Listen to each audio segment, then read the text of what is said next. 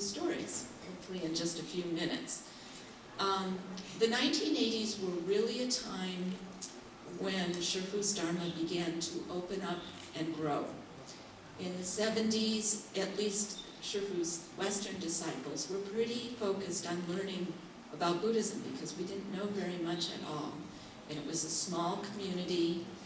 There were some delegations and lecture tours, but very few. There was the going to Gold Wheel Monastery, and many of us did accompany the master when he went to lecture there. But when we moved to this city of 10,000 Buddhas, things really began to change and grow. In 1980, the Buddhist Rescue and Resettlement Program for Refugees began, and we began to receive refugees from Vietnam and Cambodia and Laos. And some young people came to help in the program, and the children of the refugees became part of our schools. And it really boosted our schools' population. That was the time when the school divided into boys and girls. Before that, it was this co-ed elementary school. That was when we began the high school and divided the schools, and things really began to grow. It was also the time when a lot of Asians who had come to America and become successful professionals seemed to begin to look inside and want something spiritual as well. So it was the beginning of a large Vietnamese population who came here, a lot of Taiwan and Hong Kong disciples from Malaysia, people from all over the world began traveling to the city of 10,000 Buddhas. And Shifu came up every weekend that he wasn't traveling somewhere else and lectured. In the beginning on the Avatamsaka Sutra, later also the Nirvana Sutra and the Confucian Analects. And I want to talk a little bit about something the master called activating the development of inherent wisdom. And I have to say, as a teacher, this is just an ingenious method that the master used to get us all involved in the Dharma and paying attention.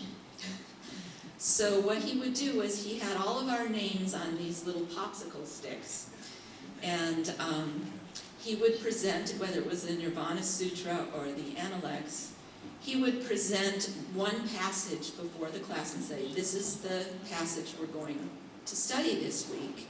And at this point, he was lecturing over at Wonderful Words Hall. And our master Heng Xian would give an introduction many of the times and explain basically what the sutra text was about.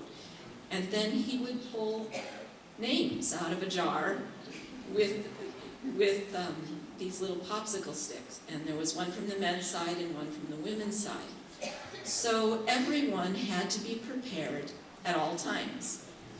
So he'd pull your name, you had to go up, read the passage in English and Chinese, regardless of what your native language was, and give a little explanation in both languages. So you may think, all right, if your name didn't get pulled, you can relax now. But that was not the case, because after, I believe 2 or 3 people would speak from the men and women's side. It was both lay people and left-home people. Then he would pull 2 more sticks, and these people had to get up and do a critique of what the people who got up said. So you can see how ingenious this method is, because you have to pay attention all the time. But to me, it was a very magical experience. And although sometimes it seemed like everybody got up and said pretty much the same time, other times people didn't agree. And you would see a whole line of people on either side wanting to get up and say what they thought about the passage. And in times like that, I would almost feel like we were back in the Buddhist time, sitting with the Buddha when the original Nirvana Sutra was being spoken, because this sutra came alive, because we were so involved in understanding it and talking about what it meant. And only after all of us had gotten up and given our opinions and critiques would the Venerable Master then give a talk at the end. So that was something very special that was happening. And the city of 10,000 Buddhas was and always has been a very unique way place. I don't know of any other place where there is a monastic community and a lay community with families and schools. So all of us have had to learn to live together. And at times it was not easy for anyone. And it was, to me, one of the most wonderful things about the Master's Dharma is that he really challenged us to be in difficult situations and to learn to adjust to each other. So for monastics, having to have little children running around during sutra lectures, have teenagers around all the time was not easy. For families, it wasn't always easy to be living in a monastery. It meant everybody had to adjust and learn to be patient and tolerant, to develop great compassion. And to me, that's one of the most wonderful things about the city of 10,000 Buddhas, is its unique qualities where all of these different communities come together. So things continue to grow. When we first moved to the city of 10,000 Buddhas, if there were 50 people at a lecture, that was a lot. By the middle of the 80s, we were sometimes having Dharma assemblies with thousands of people. Particularly when we opened the light on the front gate was one of the very first large Dharma assemblies. Another large Dharma assembly was the water, land, air ceremony. I have another very short story to tell about that. For that ceremony, we invited over 100 Sanghas from mainland China to come and show us how to do this ceremony that was quite complex and went on well into the night. It was a very beautiful ceremony. It also happened that there was a delegation of Sanghas from Taiwan who came. And to me, I may not remember this correctly, but I remember the Master saying, well, we have these two groups who traditionally, Taiwan and China maybe don't get along very well. You could almost see the Master rubbing his hands together, because here's a chance for us to sit down and talk to each other. And that was very much who the Master was somebody wanting people to work together, to acknowledge their differences and still respect each other. And that was an essential part of the Master's Dharma, to honor diversity and yet have mutual respect and really cherish the things that we hold in common. So, many other things were going on. Matched couplets were something that happened. I remember the Master would have a short couplet for the children of maybe 3 or 4 characters, and a lot longer one for the adults, and then he'd have us pull a chair up so the children could stand on the chair and write their couplets down. It was a very lively, the 1980s were a very lively time. Dr. Liu established her acupuncture clinic, and people from Ukiah started to get to know us. So it was a very, very special time. I want to tell one more story, and then I don't want to take too much time. It was also, I believe in 1987, that we hosted the first World Religions Conference. And people from many different religious traditions came to discuss education and ethics and many important world topics in having to do with world peace and what religions can do to work together towards those goals. So it was very interesting. We started the conference, we had our banner up by the front gate, and it came to be the day of the conference, and right out in the front by the street, there were a group of protesters, and they carried signs, and they were picketing the conference.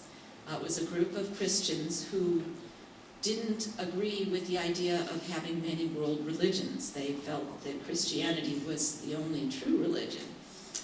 So many of us felt very uncomfortable, and we drive by them and didn't quite know what to do about it. It seemed so unfair that we were trying to hold this wonderful conference, and here they were picketing. Well, it also happened to be one of those summer days where it's over 100 degrees. So when the master came to the office and whoever was in the office told him that there were these Christians picketing by the front gate, he, unlike the rest of us, was immediately concerned about them because it was too hot for them to be standing out in the sun picketing. So what did he do?